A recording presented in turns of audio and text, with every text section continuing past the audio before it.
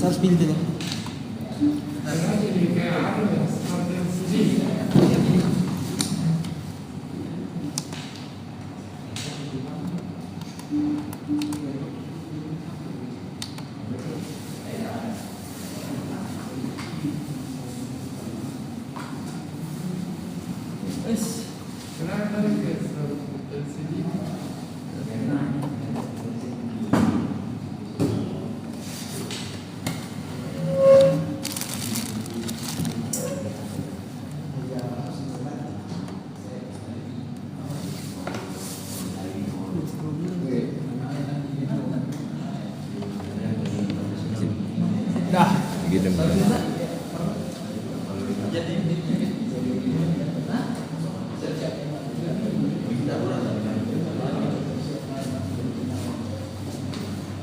Oke, jadi kita mulai mina guys.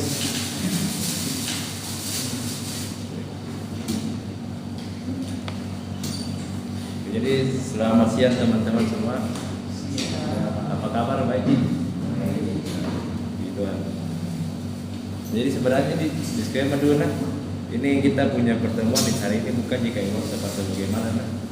Jadi di sini kita kayak event pembukaan blockchain Club sekaligus kita mau brainstorming ide nanti lah. Nah jadi sekilas saya perkenalkan dulu. Jadi perkenalkan kami dari support team Campus Club. Jadi kalau misalnya di BINUS mungkin teman-teman sudah tidak asing dengan yang namanya blockchain club. Nah, mungkin kalian kenalnya kayak Ethereum dan sebagainya toh. Nah, kalau di sini kita lebih kepada Solana. Tapi ini sama-sama dia masih satu konteks sama kripto. Jadi ini kripto, blockchain, Web3 semuanya sebenarnya satu rumah aja. Cuma perbedaan penyebutan ini lebih kepada profesinya. Apa yang teman-teman lakukan di dalam Web3 tersebut. Jadi di sini kita fokusnya lebih kepada Web3 dan Solana ya, terutama untuk para builder. Jadi di sini disclaimer lagi kita tidak akan membahas kayak koin, kripto dan sebagainya. Karena ya pastinya kalau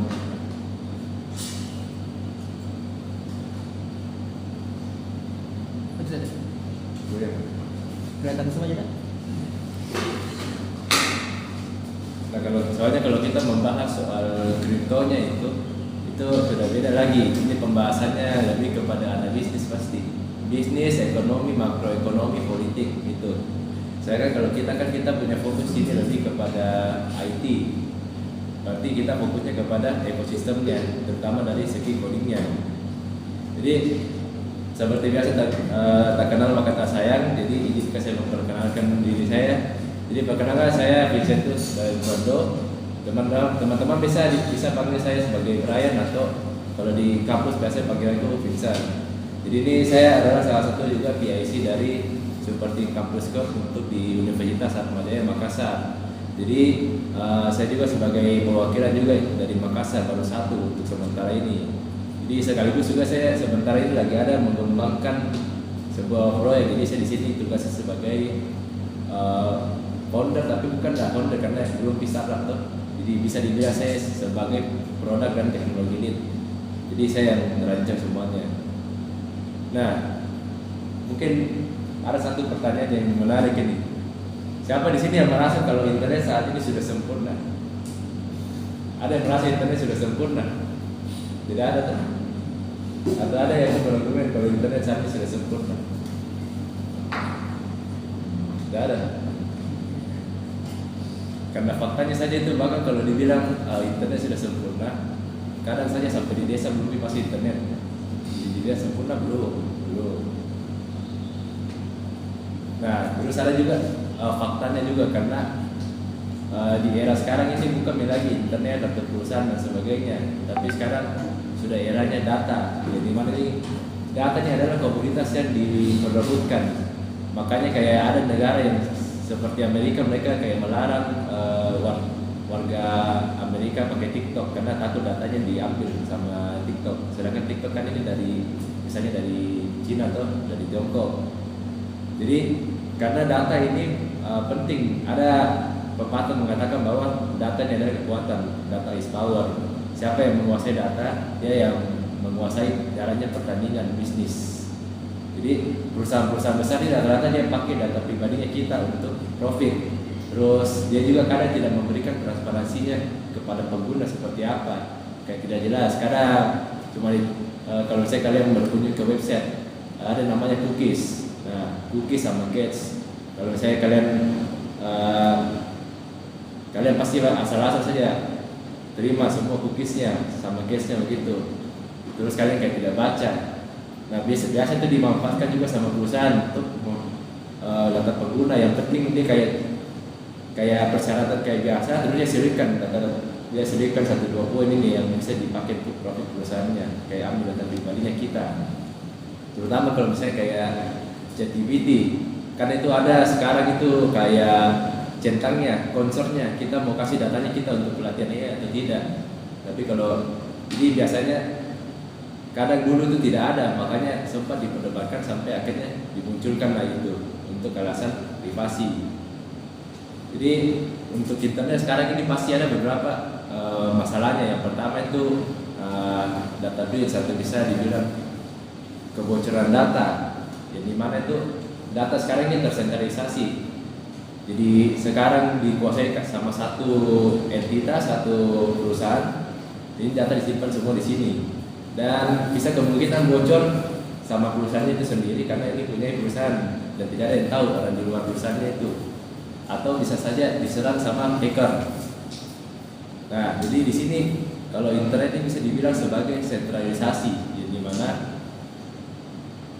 semuanya terpusat. Jadi kalau misalnya satu kena hack sudah hilang semua gitu. Nah, mungkin karena sedikit saja, mungkin kita saling diskusi saja. Kalau misalnya kalian dengar kata blockchain ini, apa yang terpikirkan di otak kalian? Ada yang mau berpendapat?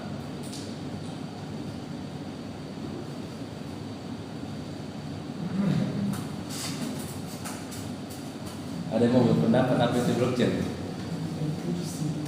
Enkripsi, betul. Masih ada lagi yang mau berpendapat? Escort. Ya? Escort Escort apa? blockchain. Escort? Ya. Oh, escort. Ya. Iya. Salah satu juga teknologinya. Masih ada lagi yang mau berpendapat? Di sini dari saya ada yang benar.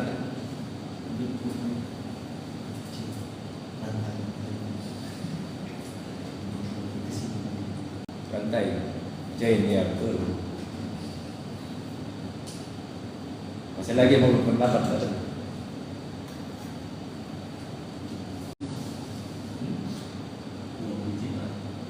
Uang digital, ya. Ya jujur saja kalau mungkin kita pertama kali kenal blockchain pasti kita tergiur sama yang namanya Bitcoin kan, uang digital. Kayak kita beli 1 Bitcoin dulu harganya masih 50 juta, sekarang sudah 1 M. Jadi itu memang lumayan umum juga. Nah jadi di sini mungkin kalau misalnya ada yang bilang kayak segala teknologi, mungkin ini waktunya kita mengubah perspektifnya kita, karena yang namanya Web3 dan blockchain ini lebih kepada ownership, kepemilikan. Karena blockchain ini bisa dibilang bukan cuma tentang harga koin, kayak uang digital dan sebagainya, tapi ini lebih kepada kepemilikan atau kedaulatan digital. Jadi kayak kita bebas punya datanya kita sendiri di internet. Jadi kalau di Web3 ini kita kayak bisa punya data, aset dan identitas kita sendiri.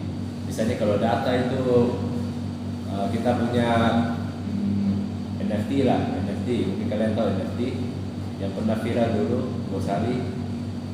Jadi datanya dijual mukanya. Jadi kalau NFT itu dia lebih kepada sama kayak Shutterstock lah, kita jual foto. Tapi di sini dia lebih transparan dan tidak dikuasai sama satu platform. Kalau misalnya Shutterstock kan dulu itu saya ingat sekali tuh dia fee-nya tuh fee dasarnya saya sudah 30%. Sedangkan kalau di blockchain itu dia cuma ambil fee jaringan. Jadi bayangkan tuh kalau fee jaringan itu mungkin paling mahal itu kalau jaringannya sibuk itu palingnya cuma 1% harganya gitu. Terus kalau dari aset ada namanya kripto kayak Bitcoin dan sebagainya. Terus identitas, kayak kita punya yang namanya wallet, kita punya dompet digital, itu namanya juga salah satu juga identitasnya kita. Nah, jadi di sini kita bakal memahami dulu bagaimana nih evolusi internet sampai bisa masuk ke Web3. Nah, kalau dulu tahun 90 itu masih namanya Web 1.0 yang dimana dia masih pakai mekanisme read only. Berarti kalau kalian tahu kayak website dulu, dia masih device statis, datanya kalau mau diubah kita harus coding lagi, ubah manual satu persatu dari developer. Nah sedangkan kalau misalnya Web2 yang saat ini kayaknya sudah mau tamat, nah ada namanya read and write. Jadi kayak ini Web2 ini mulainya tahun 2010. Pertama kali muncul nih ketika ada Instagram, Facebook dan kawan-kawan. Jadi ini platformnya bukan cuma kayak perusahaan yang tulis datanya pakai coding, tapi sebagai user juga kita bisa ikut menuliskan data di dalam website tersebut. Misalnya kayak Facebook kita bisa tambah postingannya kita, tambah fotonya kita dan sebagainya. Sedangkan kalau di Web3 ini mungkin sudah mulai dari tahun 2020. Ini bukan cuma sekedar read dan write, tapi ada juga namanya ownership, ada kepemilikan. Jadi internet di sini bukan lagi dimiliki sama satu provider, satu perusahaan, tapi dia terdesentralisasi. Jadi bisa dibilang kita masing-masing punya kunci untuk data dan asetnya kita masing-masing. Mungkin salah satunya itu kayak wallet lah. Jadi wallet itu kayak istilah dompet kayak GoPay, wallet begitu. Tapi di sini kuncinya kita pakai 16 kata unik. Jadi kalau biasa kan kita pakai user email sama password atau biometrik. Nah sekarang kita pakainya key 16 key, dan ini 16 key tidak dimiliki sama perusahaan sama sekali. Jadi kayak ini punya data kita sendiri. Nah cuma itu lagi resikonya. Kalau di web itu kalau misalnya kita lupa password masih bisa di recovery. Sedangkan kalau di Web3 ini kalau misalnya kita lupa kita punya PIN atau akses ke walletnya kita tidak bisa recovery. Karena itu yang tahu begitu cuma diri kita sendiri, hanya kita dan Tuhan yang tahu, perusahaan tidak ada yang tahu. Jadi kalau kita mau recovery satu Bitcoin kita lupa lagi, aduh sudah nih selesai. Nah di sini ada contoh tabelnya. Misalnya kalau dari peran user sendiri, kalau konsumen ini pasif, dan kalau Web2 ini ada namanya content creator. Ini karena dia aktif menciptakan konten untuk perusahaan tersebut, misalnya kayak di Instagram. Dan kalau di Web3 ini kita pemilik, jadi saya kita mungkin kita menjadi content creator, kita bisa ambil kepemilikan kontennya orang dengan cara membeli. Nah kalau penyimpanan sendiri, kalau dulu masih pakai server terpusat, terus sekarang Web2 ini sosial media kita pakai cloud. Kalau cloud ini bisa dibilang penyimpanan yang terbagi ke dalam region-region. Jadi kayak TikTok ini dia punya penyimpanan cadangannya sendiri, mungkin di Asia 1, Asia 2, Asia 3. Itu jaga-jaga kalau misalnya datanya hilang di satu atau kena hack di satu database. Nah, sedangkan kalau Web3 ini peer to peer atau dia berbasis node. Sedangkan kalau kontrol datanya, kalau Web1 seperti yang saya bilang tadi, admin situs. Artinya antara adminnya mau coding sendiri buat tambah atau adminnya update tiap hari dari dashboard gitu. Terus yang kedua dari Web2 ini pastinya yang kedua ini perusahaan, antara perusahaan atau ya perusahaan besar yang menguasai datanya atau mitra-mitranya yang dipercayai. Tapi bisa dibilang walaupun kita juga bikin konten, tapi ini konten kayak dikuasai lah sama Google, Facebook dan sebagainya. Jadi kalau misalnya kita sudah susah bikin konten di YouTube dan sebagainya, bukan berarti ini konten betul-betul miliknya kita. Kalau misalnya tiba-tiba kejadian ini ada bermasalah, kita punya channel mungkin karena membahas politik langsung kena take down, itu kontennya kita hilang, kecuali kita upload ulang. Tapi itu pun repot karena kita harus backup manual, kita punya konten, ya kontennya kita lagi pasti perlu storage yang besar. Terus di Web3 ini kelebihannya adalah datanya milik kita sendiri. Jadi kayak misalnya mata uang tadi, kripto. Jadi kalau misalnya kalau di Web2 itu kita punya uang masih disimpan, mungkin kita percayakan sama bank dan sebagainya. Sedangkan kalau Web3 ini kita percayakan ini sepenuhnya kepada user. Jadi di sini kayak kita simpan datanya kita masing-masing. Terus masih sama juga kalau dari identitas. Yang pertama itu kita pakai, kalau Web1 itu dulu kita pakai email sama username. Sekarang kita mungkin satu akun Google kita bisa pakai ke semua medsos, integrasi. Terus yang ketiga ya pakai walletnya kita masing-masing. Jadi kalau bisa dibilang ini analoginya nih, Web2 ini istilahnya kayak kita menyewa rumah. Kalau mungkin istilah sekarang genset kayak kita KPR dan rumahnya kita. Ini KPR kita sudah bayar mahal-mahal, tapi belum tentu jadi miliknya kita. Karena kalau suatu saat kita tiba-tiba di PHK, kita kehilangan kerjanya kita tidak bisa bayar lagi, ini rumah disita semuanya. Jadi kayak KPR itu sebenarnya sama nih, kecuali kalau memang kita betul-betul mampu bayar, kita kayak terjamin di puluhan tahun kita punya kerjaan yang tidak akan tergantikan begitu. Misalnya kayak kita punya kerjaan di PHK atau digantikan sama AI. Jadi ya bisa dibilang platform itu bisa usir saja kita, platform bisa mengusir kita kapan saja dengan cara misalnya memban atau take down gitu. Dan tentu saja data adalah biaya yang kita bayar untuk menyewa medsos ini. Jadi kita kayak sebagai content creator sendiri ya kita cuma numpang revenue lah. Kita bikin konten untuk ini perusahaan, kita cuma ambil kayak 10%-nya, sedangkan 90%-nya masuk ke kantongnya mereka. Jadi kayak ya bisa dibilang teorinya kapitalis lah. Kayak iklannya sebenarnya satu kali iklan ini bisa dibayar sampai $1, sedangkan kalau kepada kreator kita cuma dibayar per 1000 view. Jadi istilahnya perusahaan sudah dapat $1000, kita baru dapat $1 gitu.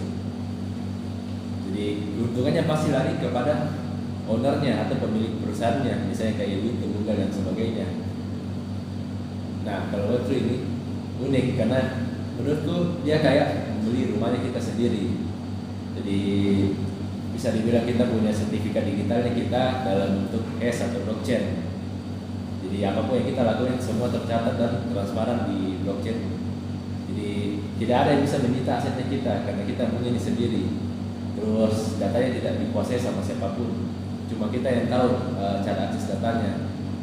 Dan bisa dibilang ya ekonomi nanti akan kembali ke misalnya komunitas atau kreator yang bikin konten tersebut atau aset yang pemilik asetnya itu.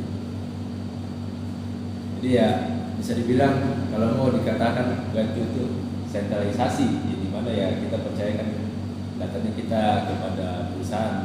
Sedangkan kalau Web3 ini ya kita percaya kepada teknologi. Jadi tergantung. Jadi Jadi kembali lagi siapa yang kita percayakan, apakah kita mau percayakan ke orang lain atau kita percayakan kepada teknologi yang kita bangun. Nah, sedang kalau kita percaya ke orang kan, orang ini suatu saat tidak akan selamanya jujur toh. Kan kalau orang itu pasti masalahnya di pertama di integritas. Nah, sedangkan kalau teknologi ini dia tidak punya perasaan sama sekali. Jadi teknologi ini istilahnya kayak dia hanya melakukan apa yang sudah disepakati dari awal. Dia tidak bisa berkhianat, dia tidak bisa menipu, dia tidak bisa mencuri dan sebagainya. Dia hanya melakukan tugasnya. Karena dia tidak punya akhlak untuk tidak berintegritas begitu.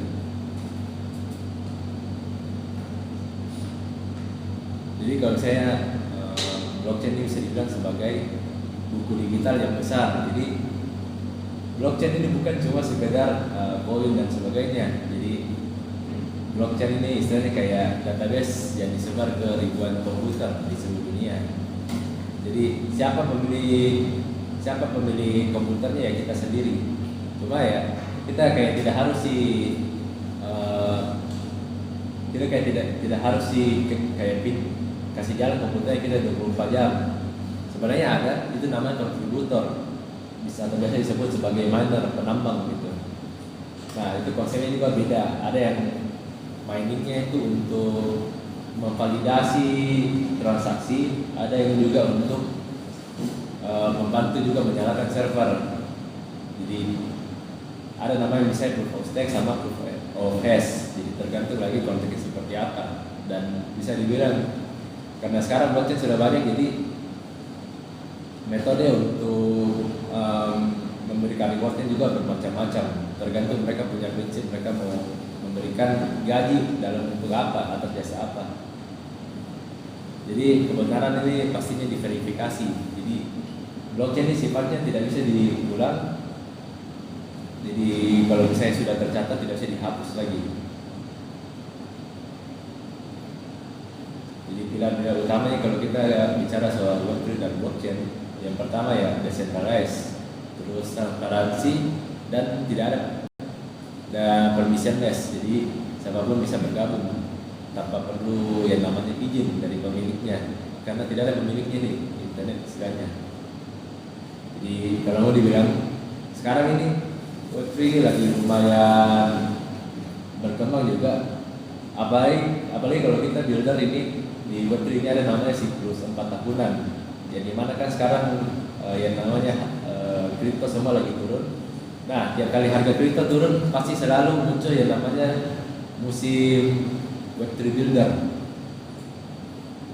Jadi ya semakin tiap siklus semakin berulang siklusnya, semakin banyak yang hari demi hari siklusnya. Dan bisa dibilang ya tahun ini juga lumayan banyak eventnya. Itu kalau musim builder itu dimulainya dari bulan 2 kalau nggak salah. Itu sudah mulai banyak sekali event-event Web3. Kalau tahun lalu kan itu tahun lalu itu lebih banyak event giveaway crypto dan sebagainya, kayak kayak pembukaan komunitas lah. Tapi sekarang tahun ini malah kita diajak untuk bikin sendiri.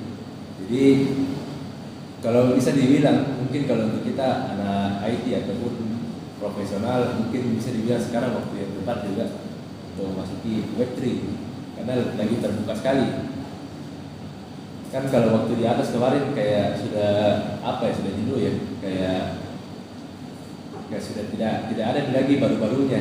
Nah, sedangkan ini dalam tahun ini misalnya seberapa banyak proyek yang lumayan menarik juga karena memang sudah eranya nih. Yang kali pasar turun pasti ada yang namanya era building kembali.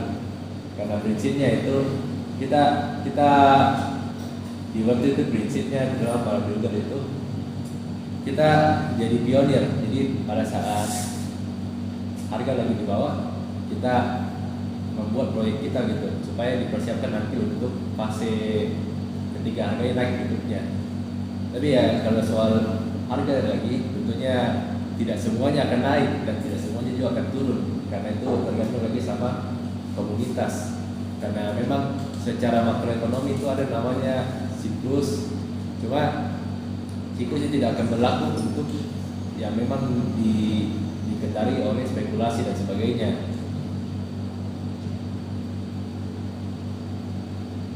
Jadi kalau di blockchain itu yang pertama adalah blok. Jadi blok ini wadah yang berisi datanya, terus chain ini kayak rantainya. Jadi ini rantai yang menjaga supaya ini data itu tetap tersambung satu sama lain dengan blok lain. Terus ada node ini istilahnya kayak komputer yang memvalidasi. Bisa dalam bentuk kita melakukan transaksi atau kita yang jadi validatornya atau kita jadi miner. Bisa juga namanya konsensus. Terus walletnya juga, wallet yang kita pakai. Jadi wallet ini adalah kepemilikan utama kita di Web3. Nah, mungkin sini saya mau kasih beberapa contoh. Nah, yang pertama kalau kita mau login ke aplikasi. Nah, ini namanya kita sign in, misalnya ke Google atau Facebook. Nah, ini namanya Web2 karena kita mengakses data kita dari perusahaan. Terus kepemilikan aset, misalnya kayak kita custody wallet, misalnya kita ada Phantom, Solframe atau MetaMask mungkin kita sudah tidak asing. Nah, ini disebut sebagai Web3 karena yang punya ini hanya kita sendiri.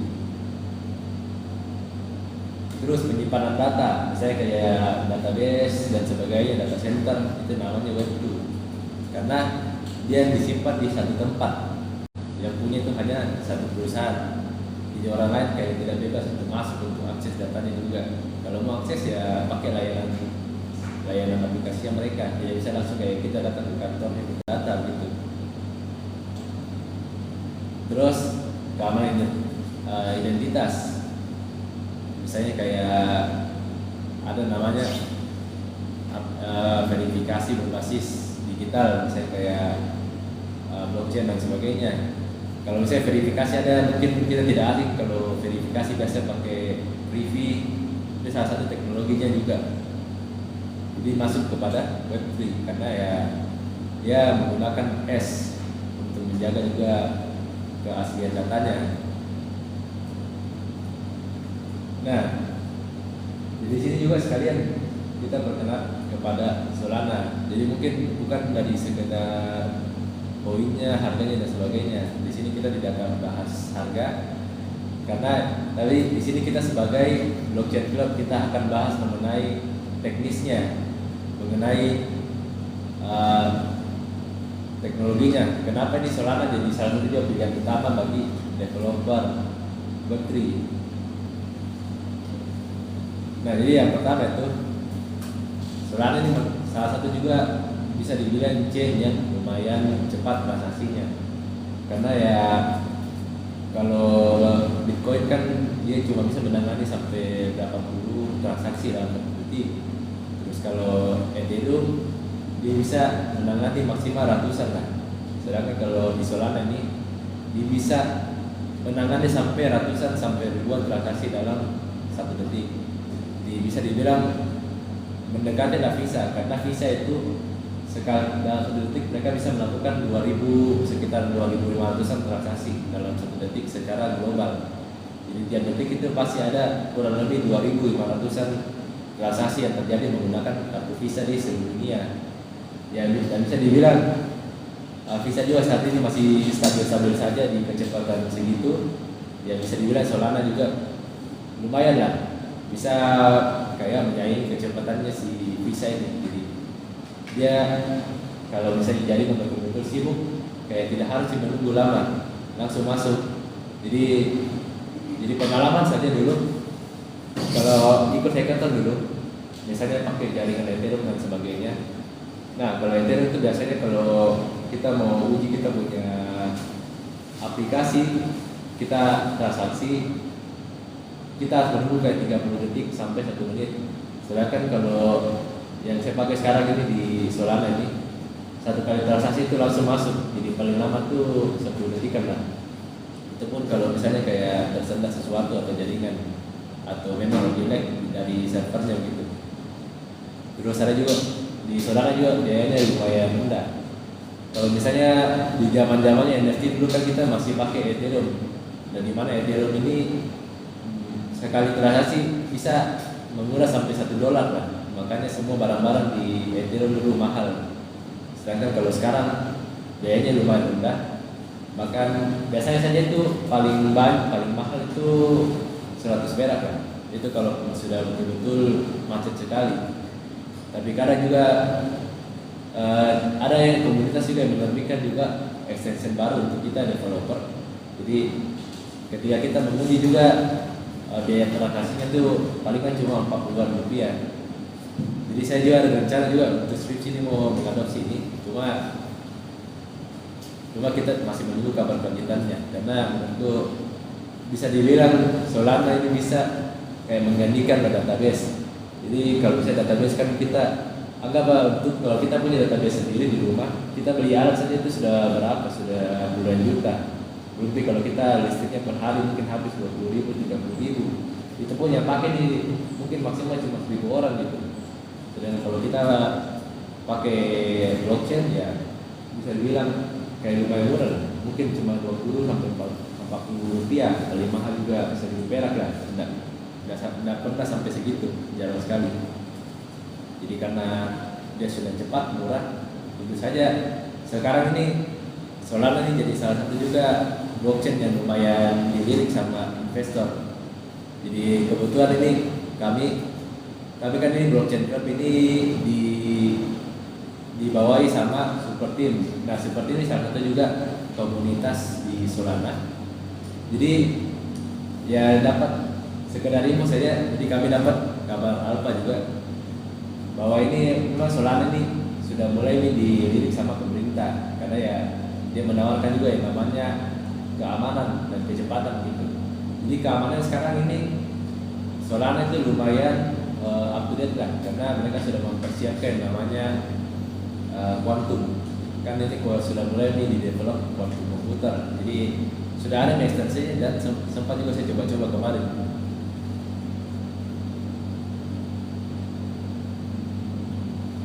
Nah, jadi di Solana ini dipakai istilahnya kayak global consensus lah. Jadi konsepnya di sini proof of history. Kalau misalnya Bitcoin kan itu proof of work. Jadi kita kerja untuk dibayar. Kalau Ethereum proof of stake. Kita menabung Ethereum untuk dijadikan kayak likuiditas dan sebagainya, nanti kita dibayar. Nah, kalau di sini ya kita pakai proof of history lah. Mungkin konsepnya mirip-mirip. Jadi dia di sini dia pakai di sini sinkronisasi waktu yang presisi di seluruh jaringan global. Jadi saya kayak kita berkontribusi, kita simpan Solana kita, dananya kita untuk kemudian dijadikan kayak komputer lah untuk memastikan waktunya ini akurat di seluruh dunia. Jadi tentunya dengan ini menghasilkan juga yang namanya instan. Jadi pengguna kayak tidak perlu lagi bersungguh lama untuk proses-prosesnya. Jadi bisa dibilang ini kripto ini masa depan lah, karena kalau misalnya kita bicara soal globalisasi, pasti salah satu yang paling utama itu pasti soal uang. Kalau misalnya kita kerja remote, kita dibayarnya mungkin pakai PayPal dan sebagainya, pakai rekening lah, pakai rekening dolar, rekening koran dan sebagainya. Nah, sedang kalau kita mau cairkan pasti biasanya itu kita kayak harus tunggu lagi kayak 3-7 hari kerja sampai ini uang betul-betul cair di banknya kita. Sedangkan kalau di sini kita mau memanfaatkan yang namanya blockchain supaya dananya instan. Jadi kalau misalnya dulu sempat lagi eranya Ethereum, bisa dibilang Ethereum ini kayak truk, dia bisa bawa banyak muatan, tapi kelemahannya ini dia kayak lambat. Jadinya dia kalau memproses sesuatu, dia mengirim data, dia pasti butuh waktu cukup lama juga karena namanya truk. Sedangkan kalau Solana ini bisa dibilang lumayan cepat, bisa dibilang sebagai jet tempur. Jadi dia lumayan lincah, terus cepat, terus dia mampu melakukan manuver kompleks secara instan tanpa mengembangkan yang namanya efisiensi. Jadi dia sudah hemat, cepat, aman lagi. Nah, jadi ini Solana ini sekedar info saja. Kalau kita sebagai developer, ketika kita pakai Solana ini, kita pasti akan dihadapkan dengan RAS. Jadi bisa bisa dibilang ini RAS ini adalah bahasa yang mendekati mesin. Jadi kalau misalnya kayak Python begitu bahasa yang mendekati manusia, kita lihat codingnya kita pasti paham. Kalau RAS ini kayak kita coding ini kayak kita kayak tidak paham ini. Kita sudah betul-betul kayak bahasa alien begitu. Jadi karena RAS ini kelebihannya karena dia sudah mendekati bahasa komputer. Jadi kayak ini komputer tidak usah susah-susah lagi terjemah gitu. Kan kalau misalnya kita pakai bahasa pemrograman ini, kalau kita mungkin tulis lah kita ke Indonesia, kita pasti butuh namanya translator. Sedangkan kalau misalnya kita orang bilingual gitu, kita paham bahasa Indonesia ya sudah, kita tidak perlu lagi sewa translator. Kan kalau translator ya kita sudah bayar mahal, terus kayak ada prosesnya lah. Jadi kita 1 menit bicara, 1 menitnya lagi translator, jadi 2 menit nih. Sedangkan kalau kita bilingual ya kita bicara 1 menit ya 1 menit gitu. Jadi bisa dibilang ya ini salah satu juga bahasa pemrograman yang lumayan modern lah. Bahkan ada kabar juga salah satu AI yang lumayan besar yang namanya Grok punya Elon Musk kan sempat bocor kemarin datanya dari mantan pegawainya. Nah ternyata ketahuan bahwa salah satu teknologi yang bikin dia efisien karena dia pakai RAS. Jadi walaupun dia tidak pakai 100% RAS, dia cuma pakai sekitaran 80% lah, tapi sudah hampir 100% berjalan di bahasa RAS gitu. Jadi kelebihan ini bahasanya lumayan ringan. Jadi kalau misalnya kita mau bikin proyek yang berat, nah ini RAS ini lumayan cocok. Nah kalau kita mungkin ikut kayak hackathon begini tidak akan terlalu terasa. Tapi kalau kita sudah masuk di dunia kerja, rata-rata bahasa yang dipakai itu sudah bahasa yang mendekati mesin. Misalnya kayak RAS begini ataupun Golang, sudah bahasa normal lah. Karena kita mengejarnya efisiensi. Karena kalau boros pasti yang diperlukan adalah biaya atau budget gitu. Kan misalnya untuk sewa server dan sebagainya. Jadi ya ada juga yang namanya Anchor. Jadi Anchor ini adalah sebuah framework yang menyederhanakan penulisan. Jadi memang dari dulu sering sekali ada event berhenti-berhenti. Jadi siapapun yang bisa berkontribusi untuk mempermudah developer dalam mendevelop aplikasi, terutama di Solana ini pasti dibayar gitu. Tujuannya apa? Karena semakin ke depan nanti mungkin akan semakin banyak namanya developer baru, terutama yang type coding yang tidak tahu apa ilmunya, tiba-tiba dapat AI dia bisa bikin sendiri karena dia tidak tahu ini logiknya bagaimana. Jadi dan adanya framework yang sudah diciptakan sama developer bisa meningkatkan efisiensi juga. Efisiensinya ya, jadi orang tidak perlu lagi susah-susah coding dari nol. Dokumentasinya ada semua. Kalau mereka mau bikin proyek apa, tinggal suruh AI-nya untuk pelajari dokumentasinya, langsung dapat. Karena pengalaman kemarin tuh saya ikut hackathon itu di jaringan Avalanche. Nah itu betul-betul kayak setengah mati karena bisa dibilang yang pertama dokumentasinya sangat kurang. Jadi kayak kalau kita pakai AI untuk coding, walaupun kita paham fundamentalnya bagaimana, tapi AI-nya tidak. Jadi AI ini kayak untuk mendevelop sebuah game saja di Avalanche itu kita habis sampai 1 minggu untuk fix errornya. Apalagi karena kita betul-betul kita kan kuliah palingan cuma diajari Java sama Python. Sedangkan kalau di sini ya sudah bahasa-bahasa apa gitu, bahasa alien gitu. Jadi bisa dibilang Solana nih sudah lumayan siap kan, terutama untuk para type coder, terutama yang mereka yang betul-betul ada ide, tapi mereka tidak tahu cara coding, tinggal pakai AI, sudah disediakan semua perpustakaannya. Jadi kalian tinggal suruh ini robot untuk pelajari, tolong carikan untuk bikin aplikasi ini, tapi suruh di AI-nya cari di perpustakaannya, mereka butuh bahan apa saja ambil untuk pelajari. Jadi bisa dibilang di Solana ini buat juga di CLI atau terminal. Dokumentasinya juga lumayan banyak, terus komunitasnya lumayan suportif. Ya dan jujur saja dari semua semua jenis blockchain community yang pernah saya ikuti, bisa dibilang Solana ini kayak salah satu yang lumayan support, terutama kepada mahasiswa yang benar-benar kreatif. Karena kan salah satu syarat juga untuk jadi perusahaan yang sukses itu yang pertama ada ide dulu, minimal ada ide. Terus yang kedua cara eksekusinya bisa tidak eksekusi. Tapi kan sekarang yang kedua ini ada namanya AI. Jadi kita kayak tidak perlu lagi sewa developer dan sebagainya kalau kita tidak tahu. Tinggal beli AI kan ada yang gratis, ada yang berbayar, pakai itu bikin langsung jadi. Nah, makanya itu barusan juga lumayan masif lah. Kalau misalnya di sebelah kan Ethereum itu lumayan jarang, bahkan bisa dibilang hampir tidak pernah menyentuh komunitas kita ya di Indonesia Timur. Cuma ini lumayan kaget juga saya karena ini Solana alias Superteam ini adalah komunitas pertama yang bisa dibilang sangat efektif sampai ke Indonesia Timur.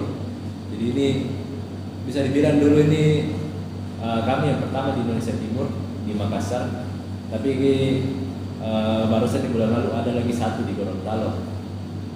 Terus di Bali kebanyakan belum ada. Jadi rata-rata kalau di Bali juga sudah betul-betul komunitas luar kan. Jarang sekali yang sampai ke kampus kayak kita begini. Jadi bisa dibilang kalau mau dihitung, cuma saya dihitung jari lah, mungkin cuma 2 atau di bawah 5 lah intinya kalau di Indonesia Timur. Semua masih berkumpul di Pulau Jawa. Jadi Jawa Timur, Jawa Tengah itu pusatnya semua sama Bali gitu. Nah, misalnya ada juga teknologinya sekarang di sini kayak misalnya HP berbasis Web3. Jadi namanya Solana Seeker. Jadi kayak misalnya ini HP nih dia berbasis OS sendiri. Jadi mereka punya sistem operasi sendiri. Jadi ini berfungsi kayak HP biasa. Cuma kelebihannya adalah sudah terintegrasi langsung dengan blockchain. Jadi ini tidak, saya juga kurang tahu ini teknologi dari mana, tapi ini lumayan inovatif karena dari 2020-an lah ini HP sudah ada di zaman-zaman dimana kita baru tahu soal Bitcoin sama McLaren itu warna apa bos. Jadi bisa dibilang ini salah satu teknologi masa depan. Mungkin bisa saja nih penemunya nih sebenarnya cuma mahasiswa yang bisa ngiseng lagi belajar terus dia bangun kepikiran ide begini, bagaimana kalau kita bikin HP berbasis blockchain dan betul jadi. Jadi bisa dibilang ekosistem itu lumayan luas sekarang lah kalau Web3 ini. Jadi yang pertama itu ada namanya DeFi atau pinjaman uang. Jadi kita sekarang kalau pinjam uang ya ada di sekarang di kripto juga. Jadi penjaminannya ya berbasis kolateral, kita jaminkan juga asetnya kita untuk meminjam. Terus NFT pasti sudah tidak asing, sudah lumayan tua lah. Jadi NFT ya kayak kita jual foto lah di Shutterstock, tapi bayarnya pakai kripto. Dan di sini karena memang betul-betul terdesentralisasi, jadi perusahaan tidak berhak untuk memonopoli, tidak berhak untuk mengambil biaya platform 30% dan sebagainya. Itu nih kita sendiri ya setel, kita mau royaltinya berapa persen, 10, 20. Dan sekarang juga lagi musimnya juga payment, karena kebetulan ini tahun ini lumayan banyak teknologi perusahaan yang mengejar payment, terutama QRIS. Jadi kan sekarang saat ini juga lagi gencar-gencarnya tuh yang namanya payment dari kripto langsung masuk ke merchant gitu. Berarti kayak dari kalian membayar pakai kripto langsung masuk ke bank konvensional. Dan itu sudah ada juga dan sempat juga saya kerjakan sebagai salah satu proyekku juga, dan kebetulan menang juga di hackathonnya ini. Dan bisa dibilang ini salah satu sektor yang paling banyak orang investasi di sini. Jadi lumayan keras juga persaingannya di sini. Karena yang pertama pasti regulasi, perizinan, sama siapa cepatnya duluan menguasai pasar, karena masih baru juga. Jadi bisa dibilang Solana dia lumayan dipersiapkan lah untuk developer di masa depan yang mau membangun ekosistemnya mereka. karena mereka sudah siapkan semuanya sarana prasarananya untuk memulai. Nah, jadi tinggal menunggu dari kita kapan kita memulai, karena kalau kita besok bisa jadi besok kiamat, kita menunda besok sampai kiamat, kapan kita memulainya begitu. Jadi mungkin saja prinsip itu dulu yang bisa bikin saya sampai ke sini adalah karena saya bilang ya sudahlah, mumpung hari ini masih bisa begadang sampai jam 1 jam 2, ajar saja gitu. Karena kalau besok pasti saya ada lagi malas lagi kalau besok gitu. Nah, tentunya juga salah satu ekosistemnya juga adalah support team. Ini support team sebenarnya dari global ya, dari Amerika pindah ke Jerman, Eropa dan sebagainya, akhirnya sampailah ke sini ke Indonesia. Jadi soalnya salah satu support team salah satu juga komunitas untuk para builder dan profesional. Jadi salah satu juga programnya ya di bawahnya kita gini. Kayak kita blockchain club ini kita difasilitasi sama mereka seperti. Jadi seperti ini ya bisa dibilang di dalam ini ada semua lah. Kalau saya teman-teman nanti ikut komunitasnya di dalam itu ada semua, mulai dari blockchain developer, builder, investor, pekerja lepas, freelance, ada semua di sini. Jadi bukan kayak kalau kan biasa tuh kalau ada yang cuma isinya developer gitu, ada lagi yang cuma isinya ini para penjudi begitu ya, kayak pemain Bitcoin begitu, atau ada sih cuma investor. Tapi di sini lengkap semua, karena di sini developer ada yang punya syarat juga banyak. Kebetulan saya masuk circle-nya mereka juga dapat. Jadi ada juga circle-nya investor, jadi juga circle-nya pekerja lepas, dan banyak juga yang dibantu juga sampai dapat pekerjaannya mereka. Jadi di sini bisa dibilang pekerjaannya semuanya full remote. Kalaupun ada offline itu kadang-kadang cuma untuk event nih, tapi kita kalau kerja itu pasti full remote kalau di ekosistemnya Web3. Jadi lumayan lah kalau misalnya sekarang kita sudah di zaman begini, kita sudah kayak susah sekali cari kerja gitu. Jadi kenapa kita tidak coba cari keluar gitu? Kalau misalnya kita di sini kita gaji mati-matian, kita cuma dibayar pas-pasan, itu pun untuk makan nggak cukup. Kenapa kayak kita tidak coba mencari resiko begitu? Kita keluar, kita tawarkan kita punya skillnya kita, ini loh skillnya kita. Saya selama ini di Indonesia saya sudah membangun, sudah kerja di sini. Pengalaman tuh begini sudah banyak begini. Jadi bisa dibilang kalau misalnya beruntung, ini jadi satu juga peluang untuk kita cari kerja. Jadi di Web3 ya banyak sekali perusahaan-perusahaan yang kebetulan butuh lah, terutama ada teman-teman dari DBM. Nah di Web3 ini lumayan banyak lah mereka cari kayak marketing sama business development. Nah kalau kemarin kita scholarship kemarin marketing kayak kita cuma memproyeksikan kita punya keuntungan seperti apa, terus ada kayak business development. Nah ini business development alias BD ini yang bertugas untuk riset pasar, terutama untuk interview orang. Terus selain itu juga ada yang namanya community manager. Jadi kalau misalnya kita kayak tidak ada skillnya kita lumayan suka lah, sok kenal sok dekat SKSD begitu. Jadi kita masuklah sebagai admin begitu komunitas. Kita bantu kembangkan komunitasnya. Dan semua itu lumayan, gaji itu standarnya luar negeri. Jadi kalau misalnya UMR-nya Amerika kayak $2.000, $4.000 gitu nih. Kalau dibandingkan sama UMR-nya Indonesia gitu, tidak sampai, masih jauh sekali lah. Jadi kalau filosofinya dari kita sendiri belajar membangun dan menghasilkan.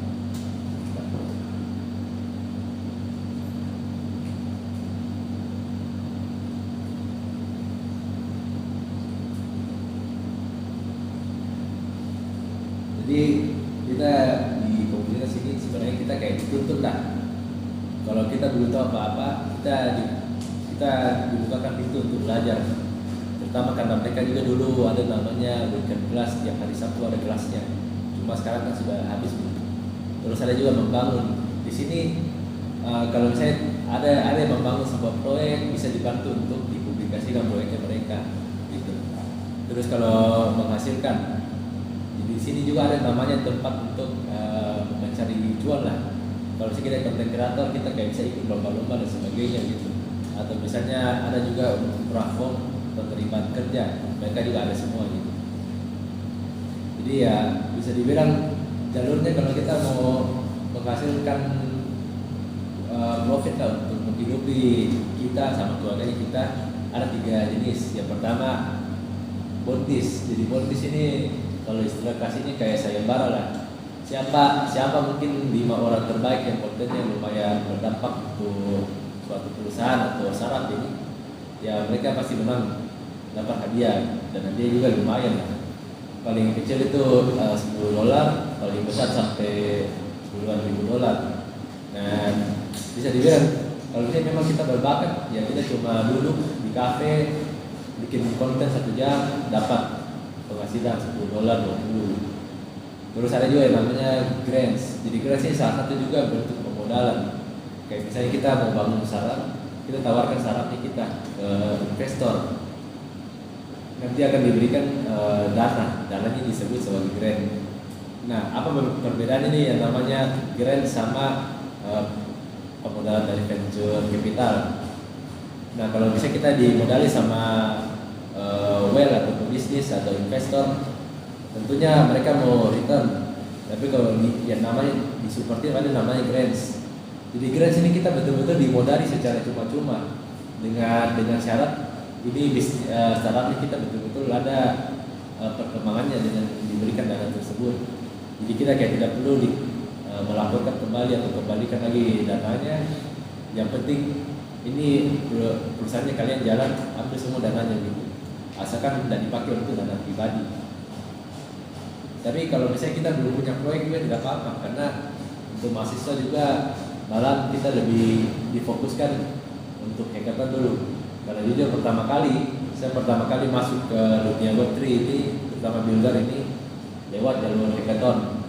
Jadi salah satu motivasi dulu untuk belajar blockchain karena hackathon.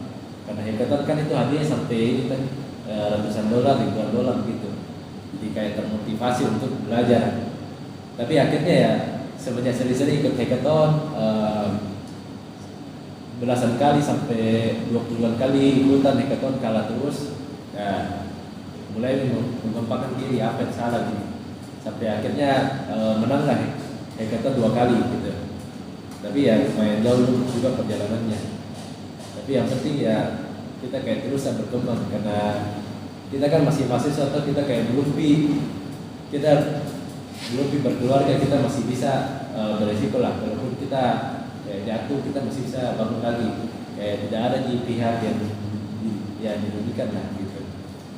Kita cuma merugikan diri kita sendiri, yang repot cuma kita.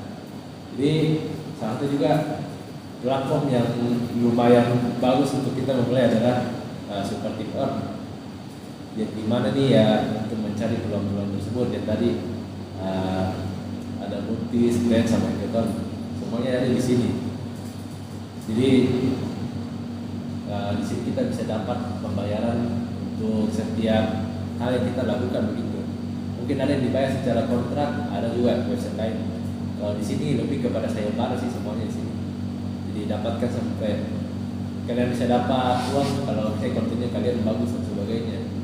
Tapi tentu saja karena kita bersaing juga dengan orang dari seluruh dunia, jadi tentunya harus dipertimbangkan juga. Minimal kita harus buktikan bahwa Indonesia bisa lah untuk melawan mereka gitu. Dengan cara apa? Minimal kita menang dulu internasional. Kalau kita bisa menang ini internasional, berarti ya memang skillnya kita sudah setara lah sama mereka. Jadi memang salah satu juga cara membuktikan kalau apakah skill kita sudah lumayan cukup untuk bersaing adalah dengan kita ikut kayak pertandingan beginilah, event begini. Jadi semakin sering kita juara ya berarti semakin kita evaluasi. Oh memang kita kelebihannya kita di sini. Terus kalau misalnya kita kalah, oh kalah terus, apa yang bisa kita kembangkan dari sini? Apa yang sebenarnya kurang dari kontennya kita begitu? Atau apa yang sebenarnya kurang daripada proyeknya kita sampai kita bisa kalah gitu? Jadi Jadi ya hackathon juga salah satu juga pemicu. Jadi bukan cuma saya, banyak juga developer dulu yang mulai perjalanan mereka dari hackathon. Jadi bisa dibilang hackathon ini adalah salah satu cara untuk memvalidasi apakah idenya kita ini benar-benar bagus. Karena di hackathon ini jurinya pasti juri-juri yang sudah terbiasa menghadapi soal gitu. Jadi biasanya tuh kalau saran mereka bikin proyek, pasti mereka pertama-tama akan sering-sering ikut yang namanya hackathon. Jadi misalnya kalau mereka payment, mereka cari hackathon ya ada paymentnya.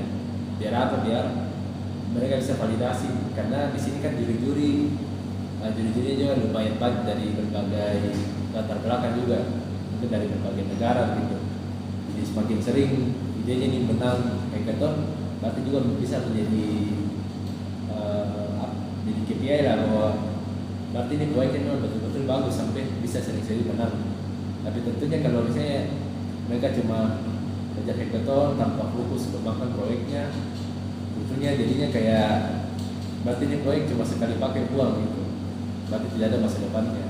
Jadi tentunya walaupun sudah sering-sering menang, tapi kalau kita tidak terus berkembang, kita masih stuck di situ saja, berarti sama jika kita cuma kejar hadiah, kita tidak ada fokus untuk betul-betul mengembangkan kita punya proyek. Atau sebagai profesional kita sudah merasa puas karena menang-menang terus, tapi kita tidak belajar ilmu baru. Mungkin di 4 tahun ke depan kita akan digantikan sama orang lain yang lebih giat belajarnya, walaupun dia mungkin dia kayak terbatas, dia punya pendidikan tapi dia mau sekali belajar gitu dari manapun dia pelajari. Jadi ada contoh kasus saja dari bidang mahasiswa. Jadi bagaimana di sebuah proyek di perkuliahan yang menyangkut masalahnya mahasiswa bisa menjadi syarat yang betul-betul terpakai gitu. Jadi di sini topiknya nih soal sekolah. Jadi mahasiswa sulit mendapatkan beasiswa karena proses verifikasi manualnya lambat. Nah sekarang itu ada berbagai teknologi juga. Jadi ini solusinya di sini dia verifikasi jasa berbasis blockchain dengan menggunakan audit. Jadi blockchainnya diterbit, dia punya jasa diterbitkan di blockchain. Nanti kalau mereka mau lihat tinggal buka langsung tervalidasi. Ini kan ini namanya blockchain ini dia transparan, bisa kelihatan ini tanggal berapa diterbitkan ini. Jadi dengan mereka lihat histori transaksi saja mereka sudah bisa tahu ini ijazah asli diterbitkan tanggal berapa tahun berapa gitu. Dan itu tentunya juga sudah banyak juga perusahaan atau komunitas di Web3 yang menampilkan dalam bentuk ijazah berbasis blockchain. Karena kelebihannya adalah bisa diverifikasi. Jadi dari idenya mereka cuma sekedar desain untuk mempercepat, mereka dapat pendanaan sampai $10 gitu. Jadi ini keren kan? Kalau keren ini pasti tidak perlu dikembalikan. Yang penting perusahaannya kalian maju. Jadi sama permodalan harus diberikan dalam bentuk saham dan sebagainya gitu. Terus ada juga mentorship, mereka dibimbing sampai bisa bikin proyeknya mereka lebih bagus lagi sampai betul-betul terpakai. Dan sampai sekarang dia diterapkan di universitas internasional untuk verifikasinya. Jadi tentunya komunitas akan selalu menunggu. Masih komunitas kita ini kayak terbuka lah untuk semua orang. Tapi mereka menunggu. Kalau misalnya kita juga tidak mau memulai, ya mereka mau menunggu. Mereka menunggu siapa yang benar-benar mau untuk memulai gitu. Jadi kalau kita masih bilang besok, berarti ya mungkin nanti kita punya slot akan diambil sama orang lain yang lebih cepat begitu. Jadi ya kita kayak tidak perlu harus lulus kita kayak tidak perlu harus lulus kuliah dulu baru bisa berkontribusi atau bekerja di profesional gitu. Maka sebenarnya kita bisa lah, mungkin kita manfaatkan kita punya waktu liburan ini kan sudah libur juga, ya manfaatkanlah kita punya liburan untuk sesuatu yang benar-benar berguna lah. Nah jadi di sini nanti saya bakal lanjut teman-teman juga untuk memikirkan satu ide lah. Jadi karena mungkin ini agak yang ada juga tidak terlalu banyak. Jadi kita bisa lah lebih personal lah. Jadi kalau bisa satu orang di sini wajib ada satu idenya. Tapi pasti ada benefit lah. Jadi rulesnya itu sederhana. Jadi yang pertama itu ini masalahnya yang benar-benar ada dan solusinya itu tentunya bisa jadikan bisnis begitu. Jadi kalau misalnya teman-teman lain mungkin nanti akan ada sesi diskusi, kita pikirkan bagaimana caranya menjadikan ide ini jadi kenyataan gitu. Jadi salah satu juga prinsip apakah ini ide betul-betul bagus atau betul-betul kuat. Yang pertama adalah masalahnya. Jadi yang pertama itu apa sebenarnya permasalahan yang kita hadapi, yang kita coba untuk wujudkan gitu. Terus yang kedua, dari masalah tersebut kita mau tawarkan solusi apa. Jadi karena kita juga mahasiswa, kita masih belum